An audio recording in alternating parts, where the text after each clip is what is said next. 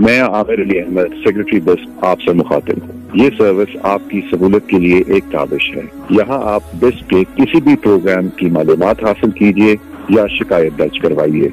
शुक्रिया। उर्दू के लिए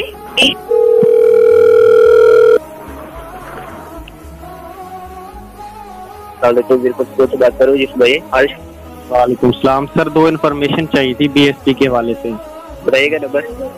जी सर, इन्फॉर्मेशन पहले ये चाहिए कि जिन लोगों ने सर्वे करा लिया और उनका पीएमटी स्कोर 32 से ज्यादा हो गया, क्या उनको अगली किस्त मिलेगी या नहीं? नहीं सर, नहीं मिलेगी। और जिन लोगों ने सर्वे अभी तक नहीं कराया, क्या उनका क्या होगा? उनको भी नहीं मिलेगी। अच्छा, न्यू किस्त कब आ रही है? अगले महीने में सर आ रही है। चलें, बहुत शुक्रिया, यही मालूमात। Thank you sir, thank you, बहुत शुक्रिया मैंने।